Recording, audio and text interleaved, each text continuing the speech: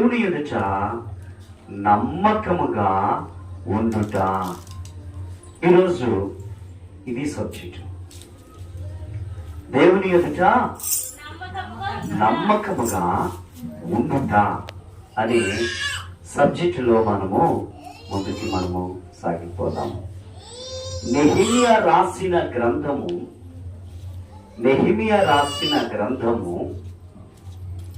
7వ అధ్యాయము 2వ వచనాన్ని మనము నా సహోదరుడైన అనానికిని కోటకు అధిపతి అయిన అనన్యాకును యెరూషలేము పైన అధికారమిచ్చితిని. అనన్య నమ్మకమైన మనుషుడు, అందరికంటే ఎక్కువగా దేవుని ఎదుట. చూసారా, ఈ నెహెమియా గ్రంథంలో ఇద్దరు కనిపిస్తూ ఉంటున్నారు. వారిద్దరూ కూడా యెరూషలేము నుండి ఐగుప్తు దేశానికి బానిసలుగా వెళ్ళిపోయారు. బానిస జీవితం ఎలా ఉంటుంది మీకు తెలుసు కదా. మన బానిస అంటే దానికి అర్థము పాలేరుతనం అని. పల్లెటూరులో ఒక రైతుకు పాలేరు చేస్తున్న వాడు సంవత్సరమునకు ఇంత జీతమని కుదుర్చుకుని ఆ సంవత్సరం అంతా అతనికి బానిసగానే ఉండిపోతాడు. ఆ సంవత్సరం అంతా రైతు చెప్పినట్లు చేస్తూ ఉంటాడనమాట. ఆయనకి లోబడే ఉంటాడు. ఇక్కడ ఈ పాఠంలో మనం చూసుకున్నట్లయితే ఈరోజు దేవుడి ఎదుట నమ్మకమైన వాడట. దేవుని ఎదుట నమ్మకమైన వాడట. మనము మన ఇంటిలో అయినా నమ్మకంగా ఉంటున్నామా? ఒకసారి ఆలోచన చేసుకోండి. మన భార్య ఎదుటైనా నమ్మకంగా ఉంటున్నామా? భర్త ఎదుటైనా నమ్మకంగా ఉంటున్నామా? లేదా పిల్లలమైతే మీ తల్లిదండ్రులకు, మీ పెద్దలైన వారికి నమ్మకంగా జీవిస్తున్నారా?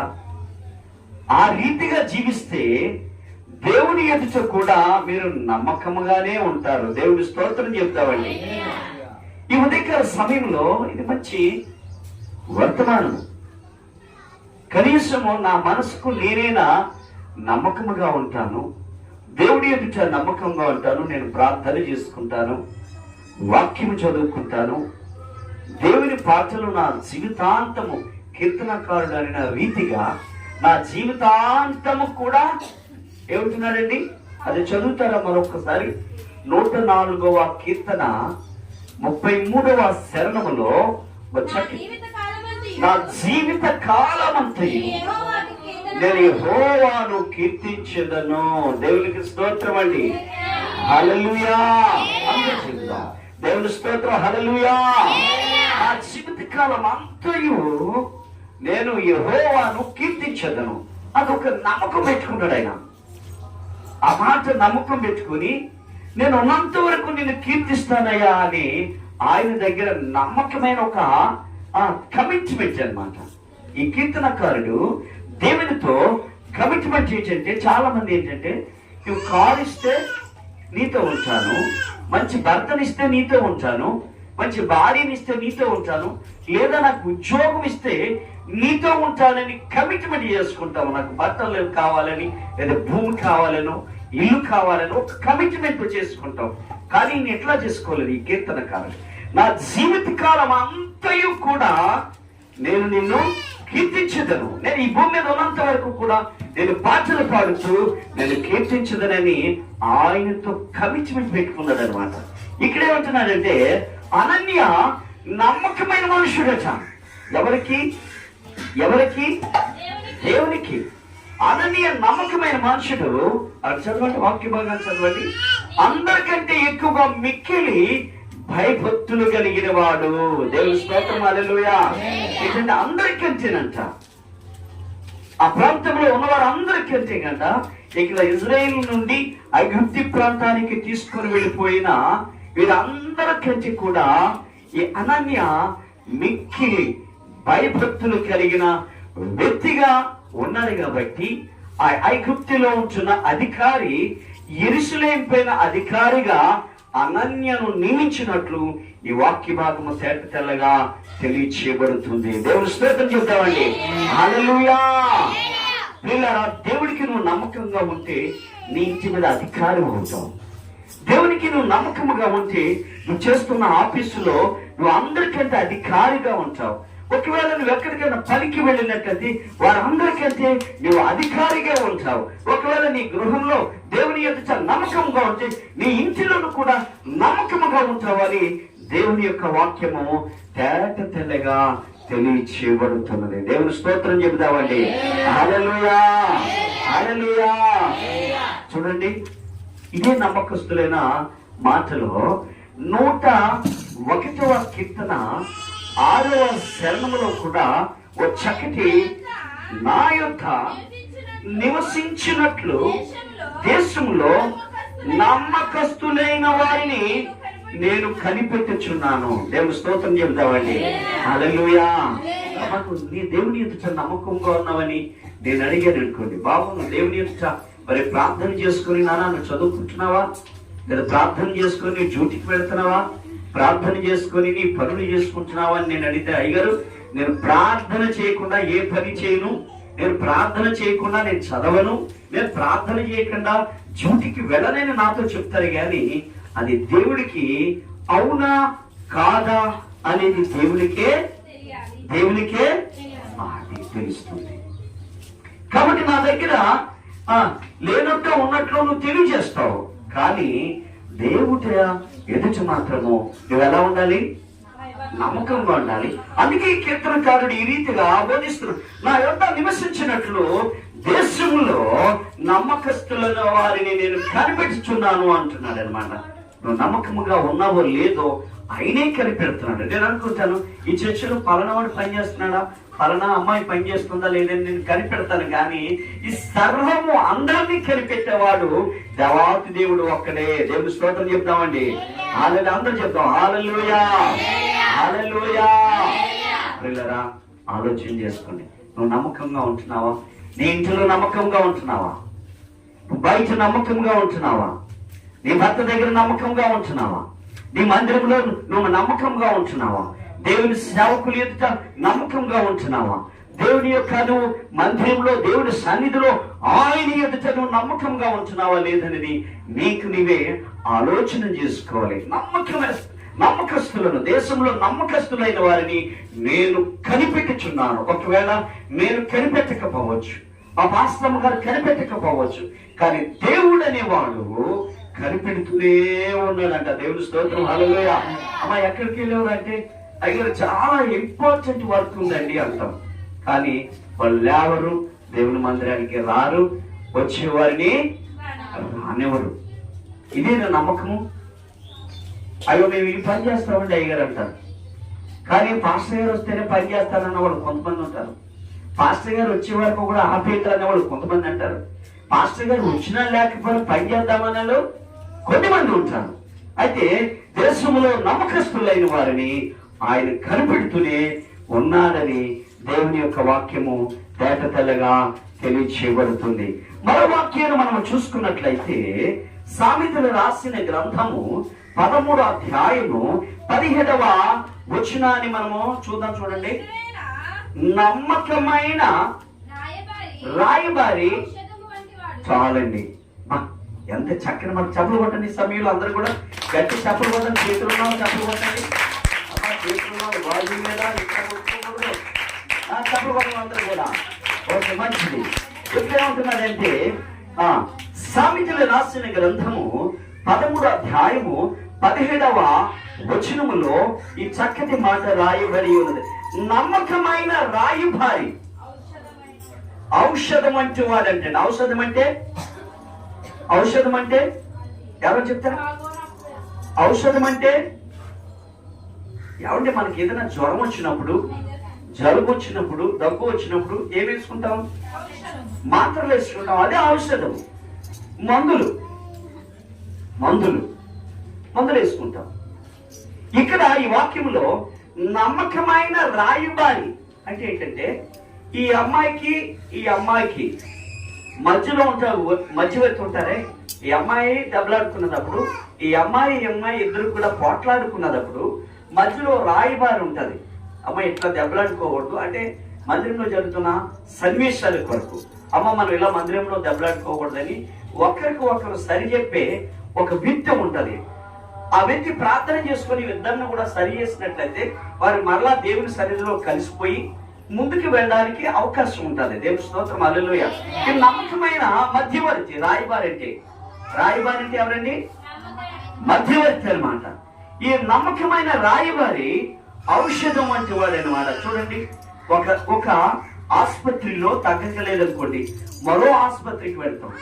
ఆ ఆసుపత్రి తగ్గలేదంటే మరొక చెప్పిన దాంట్లోకి మనం వెళ్ళి అందులో ట్రీట్మెంట్ మొదలెడతాం.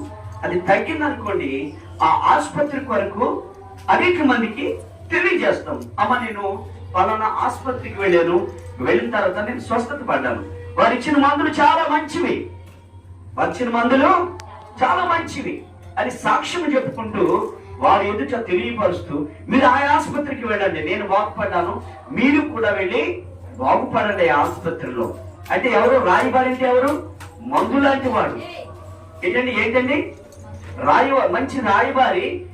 నీకు నాకు మంచి రాయబారి, ఔషధం లాంటి వాడు అంటే ఒక మంచి మందు లాంటి వాడు అనమాట. దేవునికి స్తోత్రం చెప్తామండి. హల్లెలూయా. మరి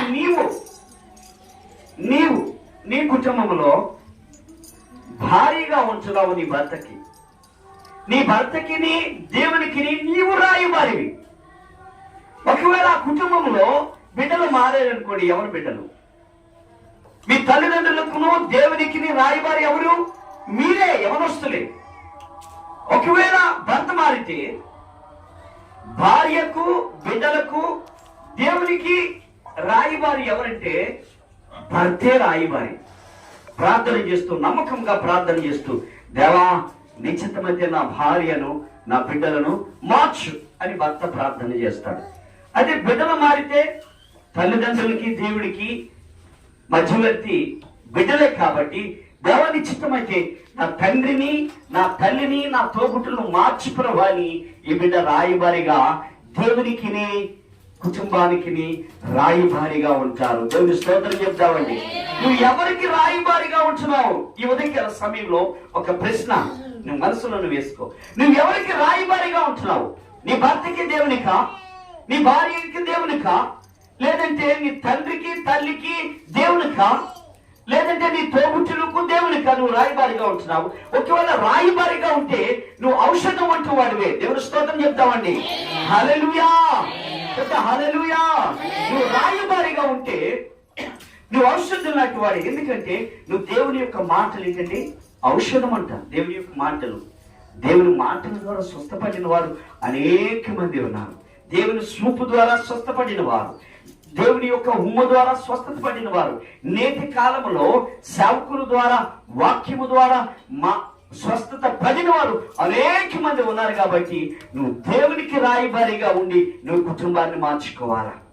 నువ్వు దేవునికి రాయబారిగా ఉండి నీ భార్యను మార్చుకోవాలా. నువ్వు దేవునికి రాయబారిగా ఉండి నీ భర్తను మార్చుకోవాలా. నువ్వు దేవునికి రాయబారిగా ఉండి నీ తోబుట్టును మార్చుకోవాలా. దేవుని స్తోత్రం చెప్తామండి. హల్లెలూయా. మంచి రాయబారి ఔషధం వంటి వాడే అన్నమాట. నీవు ఉంటున్నావా నీ కుటుంబానికి? నీ భర్తకు ఉంటున్నావా? నీ భార్యకు ఉంటున్నావా? నీ కుటుంబానికి ఉంటున్నావా? నీ తోబుట్టులకు నువ్వు ఔషధములాగా, వాక్యమనే ఔషధములాగా నీవు ఉంటే దేవుడు నిన్ను ఏమంటాడో చూద్దాం. వాక్యం చూద్దాం. చూడండి, అదే సామెతలు రాసిన గ్రంథములో 28వ అధ్యాయము 20వ వచనములో చక్కటి మాట రాయబడి ఉన్నది. అబ్బా, ఎంత చక్కటి మాట రాయబడి ఉన్నదో అండి. ఇంత చక్కటి మాట రాయబడి. చూద్దాం, మరలా చూద్దాం. నేను చదువుతాను చూడండి. సామెతలు రాసిన గ్రంథము 28వ అధ్యాయము 20వ వచనములో చక్కటి మాట రాయబడింది. ఏ మాట అంటే, నమ్మకమైన వానికి దీవెనలు మెండుగా కలుగునంట. దేవునికి స్తోత్రం, హల్లెలూయా. ఇప్పుడు చప్పట్లు పడతా ఉండే రెండు చేతులు ఉన్నవాడు, ఇప్పుడు చప్పట్లు పడతా ఉండే రెండు చేతులు ఉన్నవాడు. ఇక్కడ నమ్మకమైన వానికి దీవెనలు మెండుగా ఉంటాయంటండి. చాలా మంది అంటారు, మా నాన్న తాగు నుండి విడుదల అవ్వాలని అంటాం, నా భర్త తాగు నుండి విడుదల అవ్వాలని అంటాం, మా తల్లి రక్షణ తీసుకుంది కానండి ఆవిడ దేవుని సన్నిధిలో రావడం లేదని అంటాం, నా కుటుంబము ఇలా ఉంది కానండి దేవుని సన్నిధిలోనికి రావడం లేదని అనుకుంటాం. కానీ కారణం ఏంటంటే ఇక్కడ నమ్మకమైన వారి దీవెనలో మెండిగా ఉంటాయంట. నువ్వు నమ్మకంగా ఉంటే, అయ్యగారు నాకు జ్వరం తగ్గలేదండి, అయ్యగారు నాకు నొప్పి తగ్గలేదండి, అయ్యగారు మా కుటుంబంలో అనేకమైన శోధనలు ఉన్నాయండి, అయ్యగారు రకరకాల శోధనలో నేను పడిపోతున్నానండి అని అంటాం. కానీ నువ్వు నమ్మకంగా ఉంటే శోధనలన్నీ కూడా పారిపోతాయండి. దేవుని స్తోత్రం చెప్తామండి. నువ్వు నమ్మకంగా ఉంటే ఆ శోధనలన్నీ కూడా పారిపోతాయని దేవుని వాక్యము తేటతెల్లగా తెలియచేయబడుతుంది. నువ్వు నమ్మకంగా ఉంటే నీకేమంటున్నాడు, మెండైన దీవెనలు ఆయన అనుగ్రహిస్తాడంట. ఒకవేళ నీకు దీవెనలు రాకపోతే, ఆశీర్వాదము రాకపోతే, నీకు సుఖశాంతులు లేకపోతే దేవునికి నువ్వు నమ్మకంగా లేనట్లే. నువ్వు నమ్మకంగా ఉంటే నీకు ఉద్యోగం వస్తుంది, దేవుని ఎదుట నమ్మకంగా ఉంటే నువ్వు పాస్ అవుతావు, దేవుని ఎదుట నమ్మకంగా ఉంటే నీకు పని ఉంటుంది, దేవుని ఎదుట నమ్మకంగా ఉంటే నీకు ఉద్యోగం వస్తుంది, దేవుని ఎదుట నమ్మకంగా ఉంటే నీ భర్త మారుతాడు, దేవుని ఎదుట నమ్మకంగా ఉంటే నీ కుటుంబం మారుతుంది, దేవుని ఎదుట నువ్వు నమ్మకంగా ఉంటే నీ తల్లిదండ్రులు దేవుళ్ళలోనికి వస్తారు. నువ్వు మెండైన దీవెనలు నువ్వు పొందుకుంటావండి. దేవుని స్తోత్రం, హల్లెలూయా.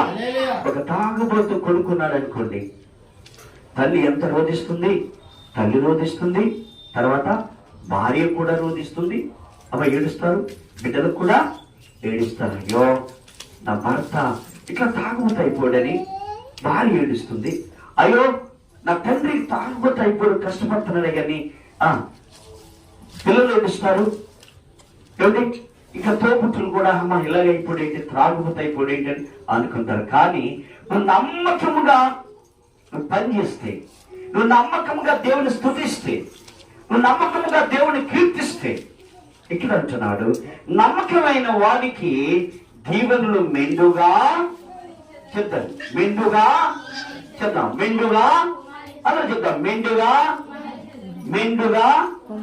దేవుని స్తోత్రం, హల్లెలూయా. నువ్వు ఉంటున్నావా? నువ్వు ఆలోచన చేసుకో. నేను నమ్మకంగా ఉన్నాను అని గుండెల మీద చేసుకొని దేవాని సన్నిధిలో నేను నమ్మకంగా ఉంటానయ్యా. ఒకప్పుడు నేను నమ్మకంగా లేను, నీలో రక్షణ ఉంది, నీలో బాప్తిస్మము పొంది ఉన్నాను, నీలో పాటలు పాడుతూ ఉంటున్నాను, కానుకలు ఇస్తూ ఉంటున్నాను. ప్రభా ఈ ఆత్మీయమైన జీవితంలో నేను ఎగ్గబడిపోయి ఉన్నాను. ప్రభా దేవాన్ని చిత్తమంటే నన్ను ఒక్కసారి మార్చి నీ దీవెనలు, నీ ఆశీర్వాదాలు నా మీద కుమరించు ప్రభా అని ఆయనను బ్రతిమాలి వేడుకుంటే మరలా ఫస్ట్ లో యథావిధిగా ఏ స్థితిలో ఉన్నామో, యోబు మొట్టమొదట రాజులా ఏ రీతిగా ఉన్నాడు, ఆయన కలకలలాడుతూ ఉదయం లేచిన వెంటనే వారి బిడ్డల కొరకు ఎట్లా ప్రార్థన చేసేవాడు, ఆ సామ్రాజ్యం కొరకు ఎట్లా ప్రార్థన చేసేవాడు, తన భార్య కొరకు బిడ్డల కొరకు ఎలాగ ప్రార్థన చేసి ఆ సంతోషంతో సమాధానంతో ఉండేవాడు. ఆయన కష్టం వచ్చిన అదే రీతిగా ఉండి మరలా రెట్టింపు ఆశీర్వాదము ఆయన పొందుకున్నాడు. కారణము రెట్టింపు ఆశీర్వాదం పొందుకున్నాడని కారణము దేవుని యందు నమ్మకము. అందరూ చెప్పకూడదు ఈ సమయంలో దేవుని మీద నమ్మకంగా ఉన్నారు కాబట్టి రెట్టింపు ఆశీర్వాదము యోబు మహారాజు పొందుకున్నట్లు బైబిల్ వాక్యం తెలియచేయబడుతుంది. యోబు కూడా మనలాంటి మనుషుడే, యోబు మనలాంటి మనుషుడే. కాబట్టి నీవు నేను కూడా నమ్మకంగా ఉండి ఆయన దగ్గర దీవెనలు ఆశీర్వాదాలు పొందుకోవాలని ప్రభు కోరిక నేను మనవి చేసుకుంటున్నాను. మరో వాక్యము చూద్దాం, చూడండి. లూకా సువార్త 16వ అధ్యాయము 10వ వచనాన్ని కూడా మనం చదువుకుందాం. మిక్కిలి కొంచెములో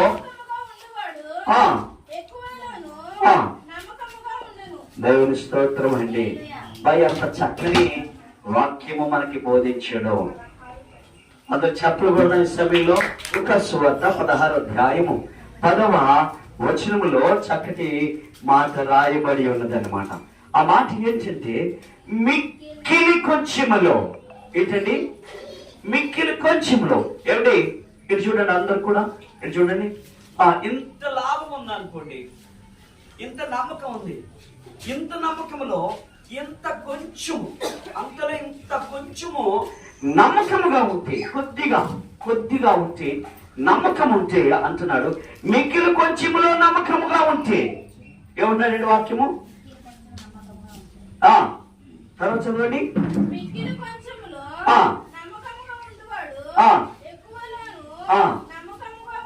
దేవుని స్తోత్రం, హల్లెలూయా. ఏమిటంటే కొద్దిగా నువ్వు నమ్మకం ఉంటే నువ్వు అంతలో కూడా నమ్మకంగా ఉంటావని దేవుని వాక్యము సెలవిస్తుంది.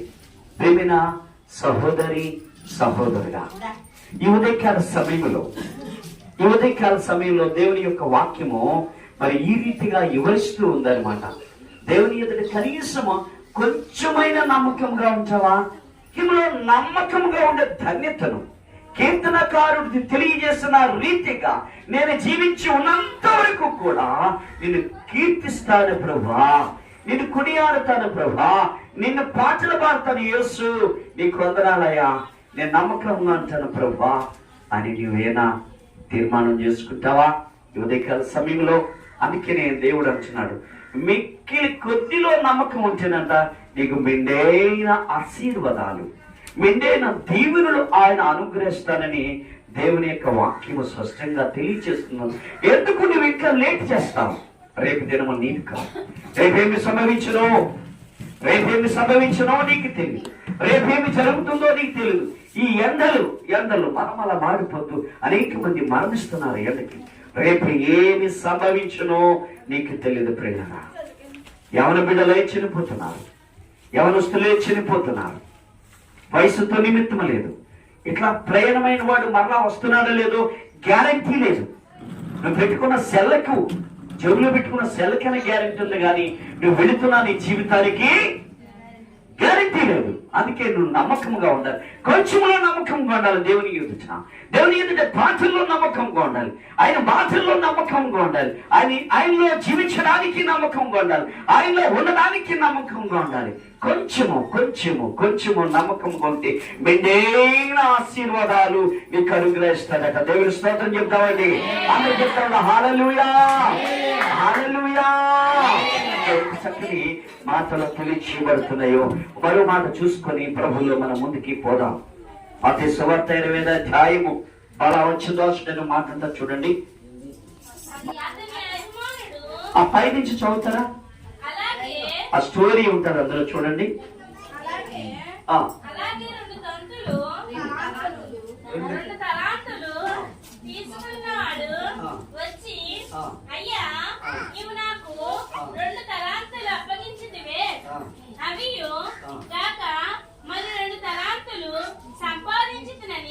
చెప్పాను. అతడు యజమానుడు, బలా నమ్మకమైన మంచి దాసుడా, నీవు ఈ కొంచెంలో నమ్మకముగా నుంటివి, నిన్ను అనేకమైన వాటి మీద నియమించదనని నీ యజమానుడని సంతోషములో పాలు పొందమని అతనితో చెప్పాను. దేవుని స్తోత్రం, హల్లెలూయా.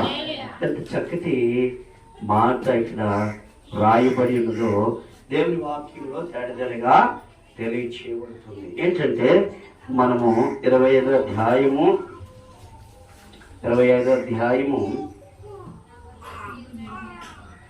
ఇక్కడ పరలోక రాజ్యం గురించి దేవుడు ఇక్కడ చెప్తాడనమాట.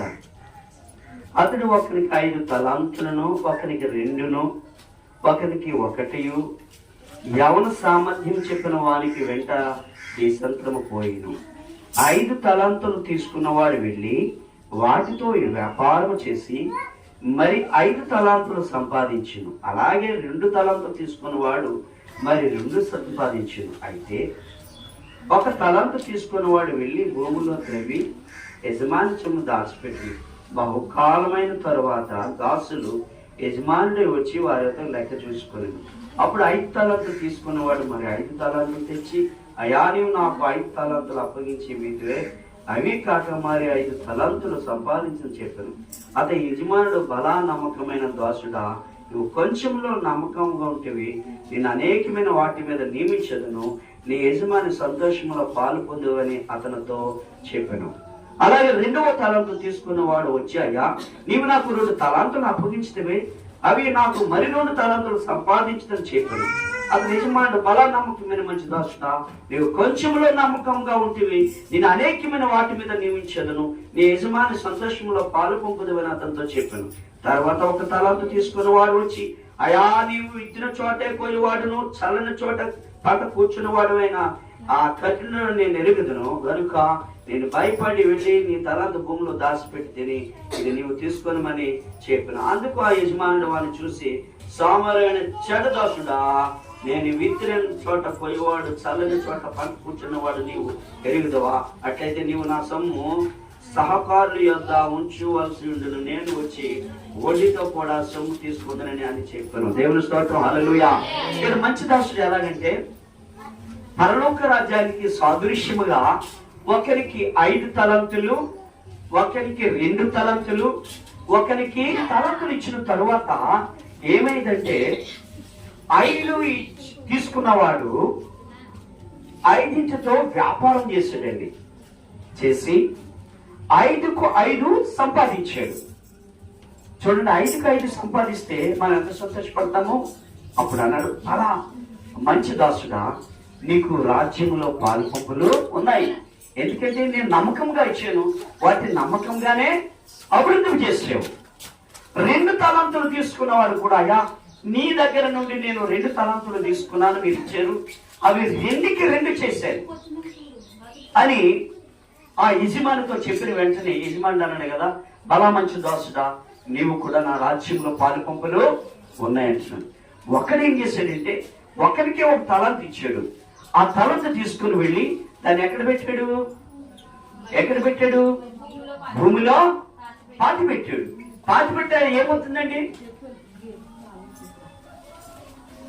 పాతి పెట్టిన ఏ వస్తువు అయినా భూమిలో పాతి పెడితే ఏమవుతుంది? పాడైపోద్ది. అవునా కదా? పాడైపోయింది. కాబట్టి ఇది తప్పు పద్ధతి అని వారిని హెచ్చరించి, నువ్వు పనికిరావు, నేను ఇచ్చిన మరలా నువ్వు తీసుకొని రావాలని ఆయన హెచ్చరిస్తూ విడిచిపెట్టడము జరిగిందన్నాడు. బలా మంచి దాసుడా, బలా మంచి దాసుడా. చదవండి, ఇప్పుడు చదవండి 23, 25, 20.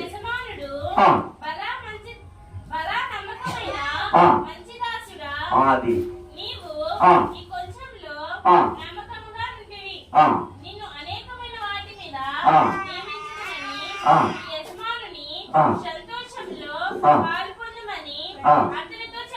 దేవుని స్తోత్రం చెప్పండి. నువ్వు అలా మంచి దాసుడా, నువ్వు ఒక్కడవే నువ్వు బాప్తిసం పొందావు. నువ్వు పొందిన బాప్తిసం ప్రకారం నీ ఇంటి వారందరూ కూడా ఆ ఒక్కరి ద్వారా అందరూ కూడా మారిపోయారు. బల మంచి దాసుడా.